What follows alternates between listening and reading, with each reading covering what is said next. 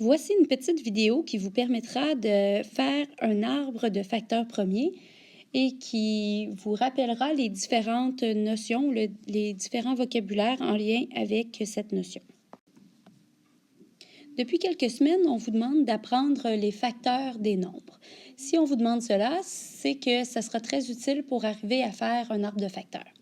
Il faut savoir que les nombres se classent en deux catégories, les nombres composés et les nombres premiers. Les nombres premiers sont les nombres qui n'ont comme multiple que 1 et lui-même. Par exemple, 2, 2 fois 1, 3, 3 fois 1, 5, 5 fois 1. Pour ce qui est des nombres composés, c'est qu'ils ont plus de 2 facteurs. Je pense à 4, qui, lorsque je fais ces facteurs, il y a 1, 2 et 4. Ou 6, par exemple, qui a 1, 2, 3 et 6. Ce qu'on va faire lorsqu'on va aller chercher un arbre de facteurs premiers, il faudra arriver à trouver la multiplication qui ne contient que des nombres premiers. Voici comment cela fonctionne. Si je prends un nombre comme 24, par exemple. Alors, ce nombre est un nombre composé. On peut le multiplier. On peut trouver plus de 2 facteurs pour faire ce nombre. Allons-y avec 2 fois 12. J'aurais pu choisir aussi 3 fois 8 ou 4 fois 6. La réponse revient au même. 2 est un nombre premier. Alors, on va le retrouver jusqu'à la fin de ma multiplication. On va l'abaisser comme ça ici. Ensuite, on va abaisser la multiplication. Et le 12 est encore un nombre composé. Il faut arriver à trouver une multiplication qui donne comme résultat 12. Je pense ici à 2 fois 6. Ça aurait pu être 3 fois 4. Le résultat va donner la même. Alors, 2, toujours nombre premier, on les abaisse. Et 6, c'est 2 fois 3. En ce moment, on a 2, 2, 2 qui sont des nombres premiers. 3 aussi qui est un nombre premier. Maintenant, on peut s'assurer que notre multiplication qui est ici donne le même résultat que celui qui est en haut. 2 fois 2, 4. 4 fois 2, 8. 8 fois 3, 24. Ça fonctionne. Là, ce qu'on va vous demander de faire à la dernière étape, ça va être de réduire cette multiplication-là en utilisant les exposants. On voit ici qu'on a des 2 et on a des 3. Comme on a le 2 qui revient à 3 reprises, on va venir mettre un petit chiffre ici en haut qu'on appelle un exposant, qu'on va dire exposant 3, puisqu'on voit le 2 une fois, 2 fois, 3 fois.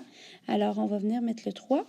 Et le 3, il se retrouve une seule fois, alors on ne viendra pas mettre le 1 pour exposant 1, ce n'est pas nécessaire. Il est à noter que 2 exposant 3 n'est pas égal à 2 fois 3. C'est égal à 2 fois 2 fois 2. 2 fois 2, 4. 4 fois 2 égale 8. Tandis que si vous aviez fait 2 fois 3, la réponse est 6. Ce n'est pas la bonne chose. Alors, 2 exposant 3, rappelez-vous que c'est combien de fois le même chiffre est répété dans la multiplication. Allons-y maintenant avec un deuxième nombre qui vous permettra de mieux comprendre, mieux assimiler la partie des exposants. Alors, le nombre que j'ai choisi, cette fois-ci, est le nombre 40. Alors, 40, on peut le séparer en 4 fois 10. 4, ce n'est pas encore un nombre premier, c'est un nombre composé qui correspond à 2 fois 2. Il est important d'abaisser les multiplications chaque fois pour éviter qu'on ait un problème, une méprise. C'est aussi pourquoi je mets mes petites lignes pour séparer mes multiplications pour éviter qu'un 2 qui est déjà placé se retrouve dans la multiplication de l'autre suivant. Alors 10, c'est 2 fois 5. Alors, en ce moment, tous mes nombres ici sont des nombres premiers et je me confirme que c'est égal à 40 en faisant la multiplication. 2 fois 2, 4. 4 fois 2, 8.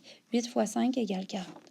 Lorsque je viens pour la mettre sous la forme exponentielle, alors sous la forme d'exposant, je vais mettre le 2 et il est 1, 2, 3 fois, à nouveau 3 fois, présent dans ma multiplication. Alors, on va dire exposant 3. Et il y a le 5 cette fois-ci, qui est une fois. Alors, on ne met pas exposant 1, ce n'est pas nécessaire.